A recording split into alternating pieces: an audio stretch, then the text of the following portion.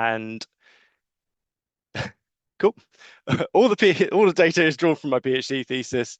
And what I'd like to do first is talk a little bit about, very briefly, about our traditional views of how Roman Britain works with regards to the army. Um, then a really short synopsis of what do we mean when we talk about military small finds, i.e., what did I include and what's not included. Then we'll take a look at the distribution of some militaria, the ones that are included. Um, do a very brief case study on Trompeton muster mounts, which is a little bit more of a taster of what I did back at the Limes conference and is included in an article on that. And then I'm going to talk very briefly about what this means for how the Roman army controlled Britain and why I think these military finds are in the civil province of Britannia. Um, So traditionally, what we do is we divide Britain up into a military zone and a civil zone. After the conquest phase, once Britain becomes incorporated into the empire, the army moves north and west, and we just declare that to be the frontier and the military zone, and then everything behind that. I.e., down in the southeast and along the east coast, that's all civil zone. That's where the towns are, and that's where everyone uh, lives a blissful, happy life, completely ignorant of an army that sits up on the north border or in the Highlands of Wales. And you'll be aware this is a gross oversimplification of the actual situation. Um, it really, however, determines how we view the province and how we view what's going on in the province. Um, Partly we tend to look at the army as viewing it as looking outwards from the province, looking north into the Caledonia or into Wales or across the North Sea when that period arrives. Um, Armies we always see as being there for our defense. Once they've conquered Britain, it's there looking out and stopping people getting in. Um, I think, is largely due to the way our own modern perceptions of a way a military force works, um, in that they're there for our protection.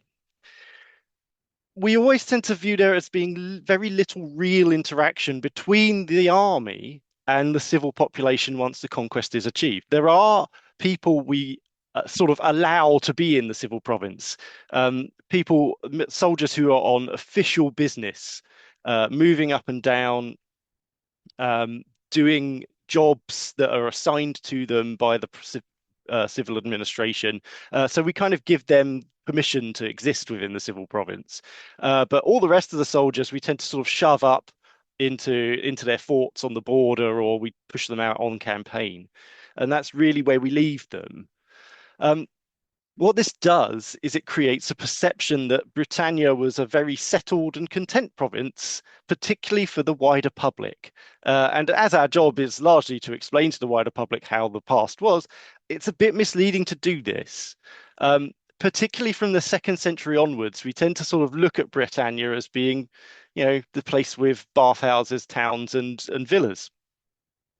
Um, there has been a lot of research into the immediate impact of a Roman conquest, particularly Caesar in Gaul, and how depopulations and the mass movement and of people, the forced movement of people, and the impact that Rome had in an immediate conquest phase. But there's very little on actually how Rome maintained and controlled a province using its own army. Um, so there's some wonderful maps that really illustrate this. Uh, the first map here is classic. You've got the three legionary fortresses indicated. You've got York, Diva, and Isca Solurum. Then you've got Hadrian's Wall and the Antonine Wall. And while I was looking for maps, I found this one, which I feel illustrates it even better, because you have the nice Hadrian's Wall running across the province there. You've got some soldiers marching towards Wales. You've got I don't know what's going on up in what's now Scotland. He's got antlers on his head and a club, and then there's Boudica and obviously Fishbourne Palace, because those are the important things in Roman Britain. So when I'm talking about the civil province and my research, what did I actually look at? This is what I looked at. It's the southeast, effectively, and the bit of the southwest, excluding Devon and Cornwall, largely because perception sometimes we associate that as having a military presence of some form. Um, so I cut off basically a line from the Wash down to the Severn, and so when I'm talking about a lot of the data, that's where we mean. So what do I mean by a military small find? Well, as you're all probably aware, it's very difficult to define anything as belonging to a specific group of people. What we more have is a group of finds that when you find them, particularly when you find them together, are more indicative that you might have a soldier in the general vicinity, or that there is a military presence of some form.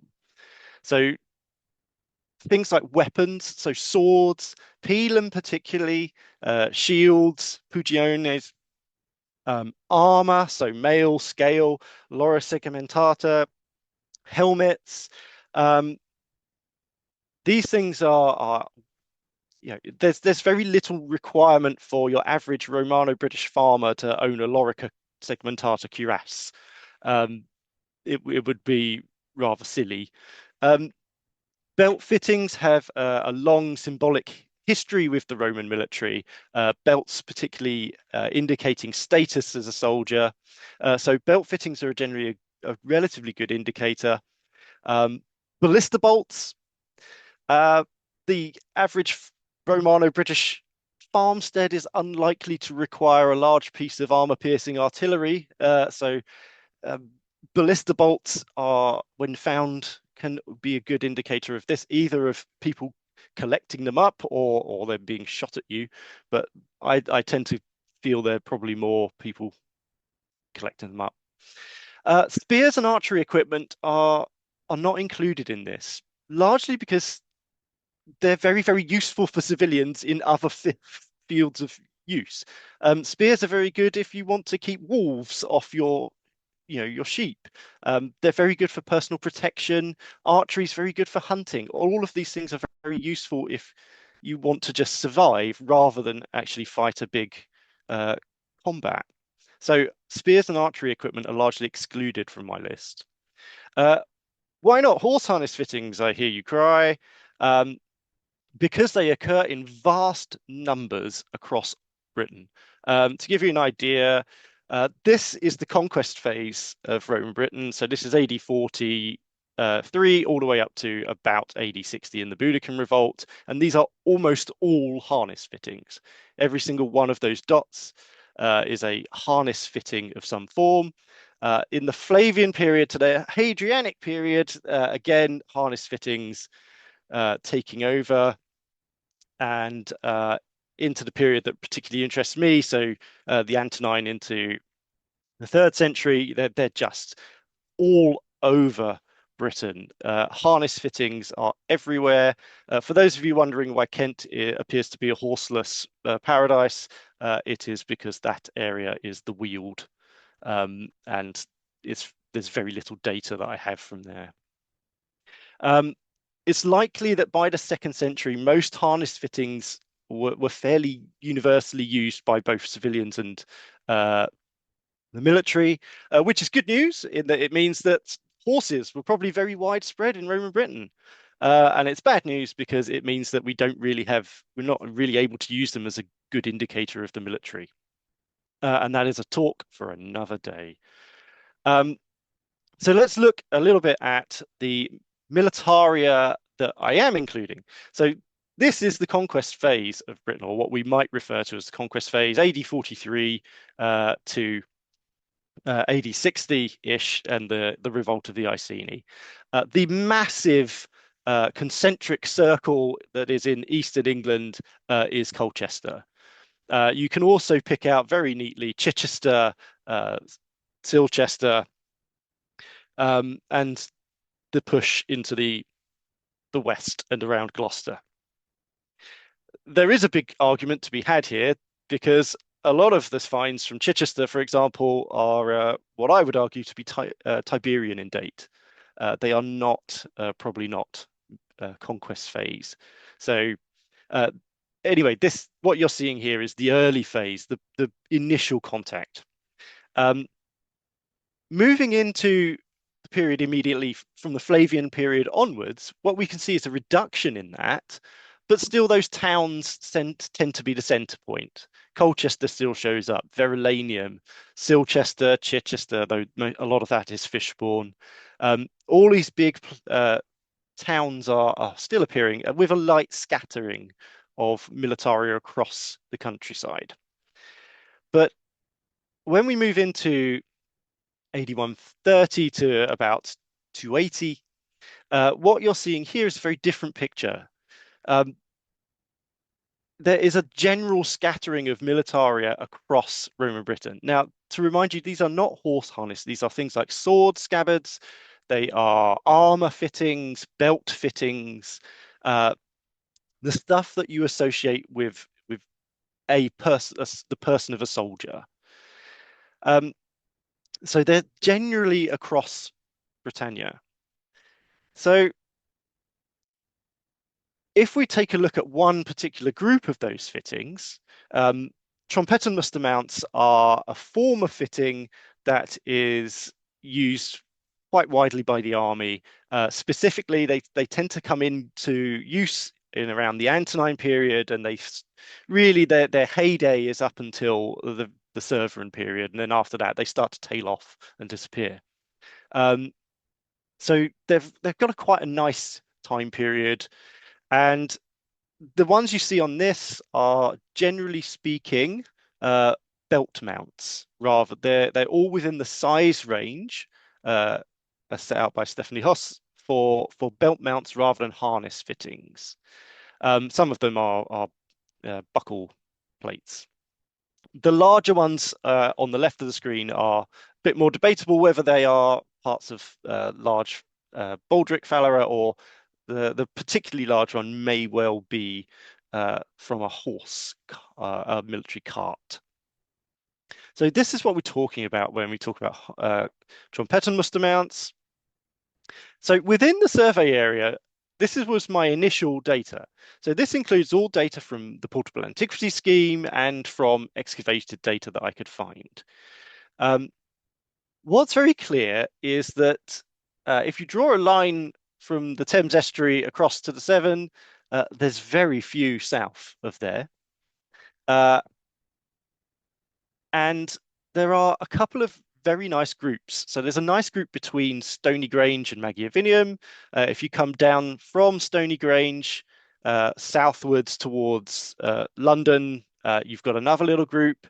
East Anglia has quite a few of them. So Norfolk, there's quite a concentration there, and particularly along the Suffolk North Essex coast line, there's a group. What I should say is this map excludes London and Richborough, mainly because they would you'd end up with very skewed data, with Richborough appearing quite large and London appearing quite large as well. So when we broaden that out of the initial survey area and look at the wider national picture, what we can see is those groups remain. There's still nothing really south of the Thames area, nothing going into the southwest. There's a nice concentration of them down by Caerleon. There's 4 of them there. There is another line of them coming from the Wash across towards Wroxeter.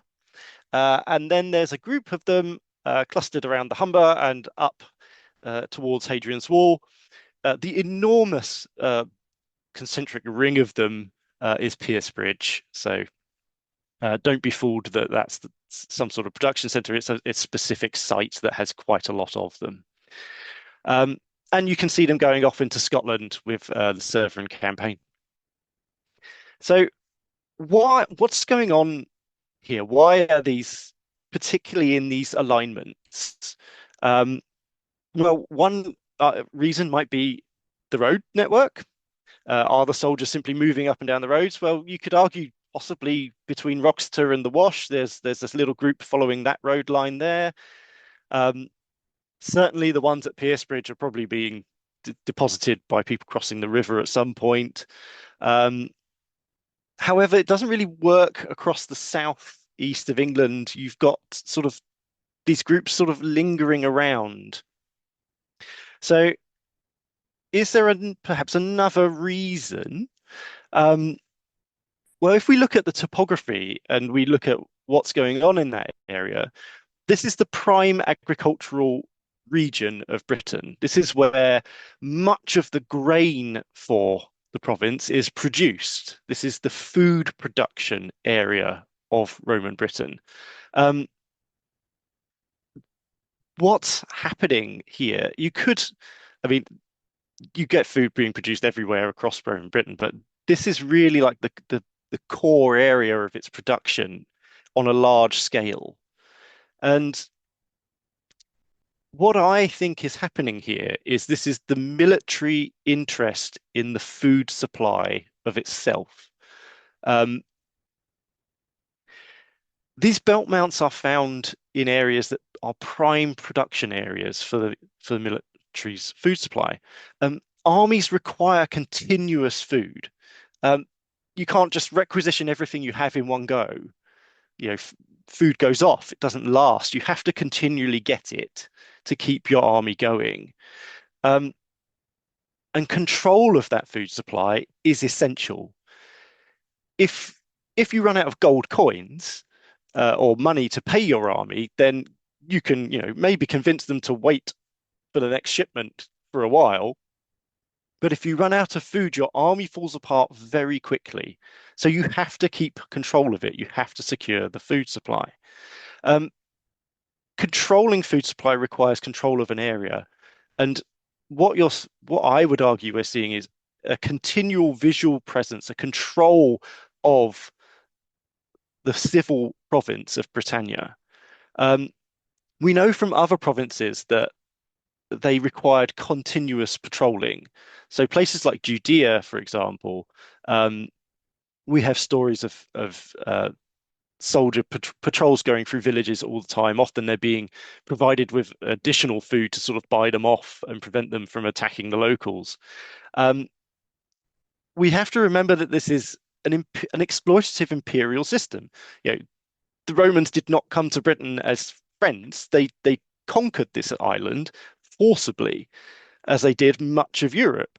There is a violence inherent in that system.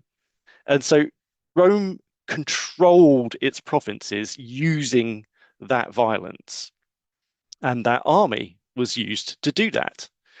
Um, so, what I'd like to argue is, or discuss maybe, is why is Roman militaria widely distributed across the province? Well, there are several reasons we might argue.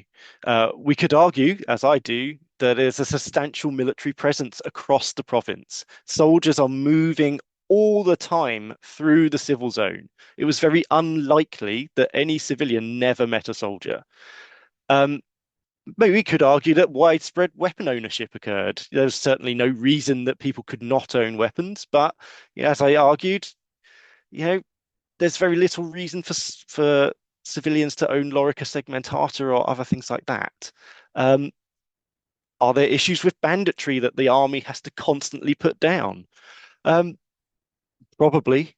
And all of the above, almost certainly. That it's a combination of all these issues, but these all point to a constant military presence and control of the province. Um, we have to ask, how did the empire control territory after it was conquered? It's no longer, I think, enough for us as Romanists to push the army to the borders and forget about them and assume that provinces just ran on their own. The military was a major controlling factor of the province of the empire.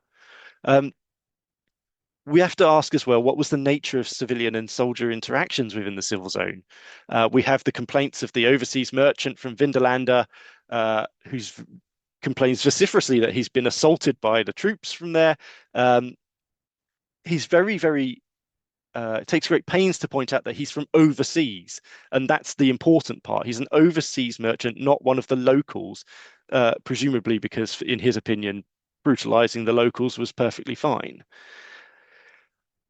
we also have to ask, are provincial zonal divisions really functional? Can we say that there's a frontier, a military zone, and a civil zone anymore?